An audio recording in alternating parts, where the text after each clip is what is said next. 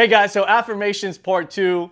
I shared my first 10. I'm going to go through my next 10. They're not in sequential order. I just said that I'm going to do all my affirmations with you guys. And then I'll share some of our company affirmations. Number 11, okay? A man is not made, he emerges. We draw him out with unconditional love, listening, encouragement, and gentle coaching. When I say that, by the way, I'm talking about a child that's becoming a man, right? I didn't have that kind of environment growing up. I'm grateful for the environment that I did have. High standards, call outs, things like that. And then in business, I'm grateful for the environment that I had. It helped me become who I am, and we've had a blessed life. But if I could communicate more and process more with my son and help him come to those conclusions, help him build that independency, that interdependency, help him build that confidence earlier in his life, right? Those were things that I wish somebody would have helped me develop sooner in my life. And I'm grateful that eventually it happened, but I want to do that sooner. That's where that concept comes from. There's a great article called All Pro Dad. It's a newsletter that comes to you. They have one for mom as well. You've heard me probably talk about it. Highly recommend it for fathers, husbands, wives, moms. Next one, your son needs to know he is worthy of belonging. Otherwise, he will never feel good enough. That concept, I remember feeling that insecurity, that shame, that insecurity, and I just said, man, I don't want my son to feel this way. So it's important for me to develop that. That's an affirmation. Number 13, you are where you are because of the way you think. If you don't like it, you have to change the way you think. That's something that I heard from my mentor, and he said, listen, your way of thinking has gotten you to where you are, and my way of thinking has gotten me to where I am. I would challenge you to adopt a new way of thinking if you want to get new results. And I remember I said that to a guy one time that I was coaching. He was like, I don't want to hear that shit. I don't want to hear that your way of thinking got you to where, because he didn't want to hear the truth. Unfortunately, people suffer when they don't want to accept truth in their life. It could be financially, it could be in relationships, it could be in a lot of different areas. I never wish bad on people, but I wish that more people would be open to adopting somebody else's beliefs and standards when they're not winning. So that's number 13. Number 14, procrastination is the arrogant assumption that God owes you another opportunity to do what you already had time to do. By the way, I got that from an agent that's no longer active in our business. What does that mean? That sometimes a person can come into your life and say something that's just for you, even if they may or may not apply that in their life. I don't know, okay? I don't know. I'm not judging people. I don't know what people do in other areas of their life. But in the business side, I do pay attention to what our guys do. And there are a lot of people that will give me something or an affirmation or say something to me that they themselves don't implement. And I will feed that back to them to remind them at one point that, hey, this is what you said, okay? On that one for me, when I think about that, procrastination is the arrogant assumption that God owes you another opportunity. I'm so grateful that God has given me many other opportunities in areas that I procrastinated in, because I did procrastinate. And I remember one time this gentleman comes to my office and he says, procrastination is the assassination of your destination. And I thought to myself, I said, man, I've procrastinated in all these different areas. What am I really doing? I'm assassinating the future that I want. So I try not to anymore, and just to eliminate that or reduce it. Number 15, okay? This is number 5 in this series, number 15.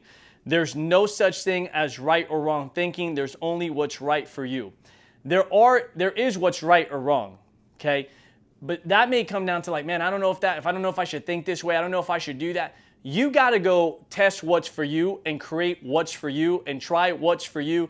And you got to go ask people and get feedback, get their life experience, and then borrow that feedback from other people that you respect, that you admire, that you want to be where they are.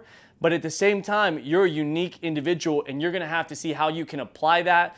Or maybe it's going to be a different version of that. Maybe you need that. Maybe you're going to apply it then in your life. Maybe you're going to be, unfortunately, I've been uncoachable in certain areas, and then that feedback came back in the future where I was then able to apply it, but I'm so grateful I got that feedback.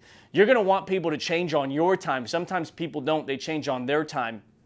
Our job is to give the right feedback all the time.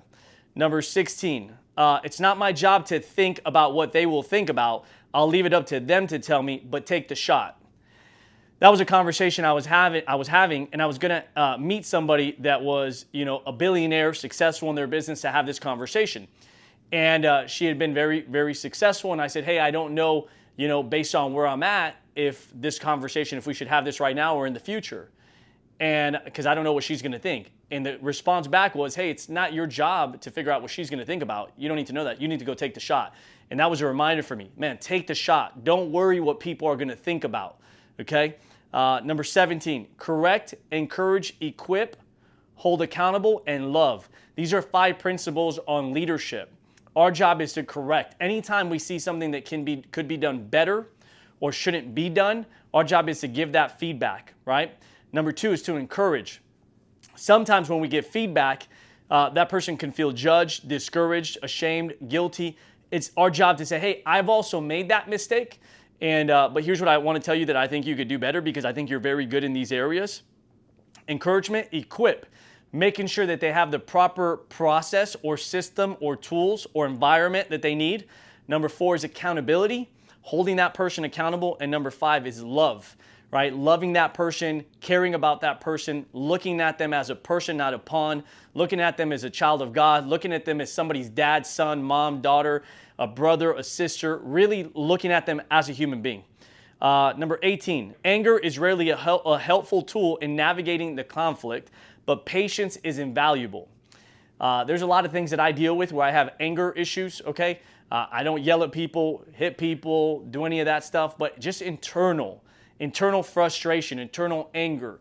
And it's the inability to take this situation, put it into context, give it grace, give it perspective, give it patience, apply wisdom to it, reprocess it, then figure out what's really going on. Why do I really feel this way? What's the right thing to do here as a leader? And I made a mistake the other night where as soon as the next morning I woke up, and one of the first things on my mind, on my spirit was, man, I got to apologize to that person, sent the message, because I was angry and I responded out of anger, which means just because you have these affirmations doesn't mean you're going to be perfect with them. The reason that I have it as an affirmation is not because I'm perfect at it. It's because I need to affirm it. I need to remind myself in this area. Number 19, passion isn't always pleasant. There's a lot of things that you're going to have to do that you're passionate about, but the work in getting it done doesn't feel good. It's not a feel-good feeling. Getting in shape is not a good feeling. But man, I'm passionate about transforming my body. So passion isn't always pleasant. Building a business, building a dream life, a real dream life. Man, that's not always, I'm passionate about that. It's not always pleasant what it takes to do it. And lastly, number 10 for today, 20 on my list, passion feels like frustration on the inside and obsession on the outside. These are quotes that I've gotten from my agents, from books, from people, from videos, from God, from the Bible, from podcasts, from newsletters. These are things that stand out to me. And when I get something that stands out, right, like this one, passion feels like frustration on the inside. Man, when you're frustrated, it's because you're passionate about achieving something, right? Being aware of that. An obsession on the outside. To most people, they don't understand. They're going to judge on saying, hey, man, but you're just obsessed. That's all you talk about. That's all you think about, right? So to the world, it's an obsession, right? To you, it's a passion. And they go together, right? Sometimes when you're passionate about something, you're going to be obsessed about it. Oftentimes, they go together. And so these are affirmations for me. I hope this series helped you. Put some of your affirmations below. Would love to see what those are. And then share the value. Maybe you're willing to do this and you say, hey, George, I'm going to go read this for a week, and then I'm going to reach out and let you know how this helped me. Find areas. Maybe none of these areas apply to you. Maybe yours are different. Think about the things that you need in your life. Where do you want to get better? What do you need a reminder of? What's something that's a dream or a goal that you need to affirm, right? That's the power of affirmations. But I started doing this, and I started reading 10 per day. This became part of my morning ritual. The first thing I do is I talk to God, and I thank God, and I pray. The second thing that I do is I go through 10 things I'm grateful for. So I put myself in a spirit of gratitude. The third thing that I do is 10 affirmations. And then number 4, put a good song on that gets me in the right spirit. Before I look at my phone, check an email, respond to a text, I got to put myself in the right state of mind before I start the day. Take that time, do it for yourself. I hope this adds value to you. We'll see you on the next video.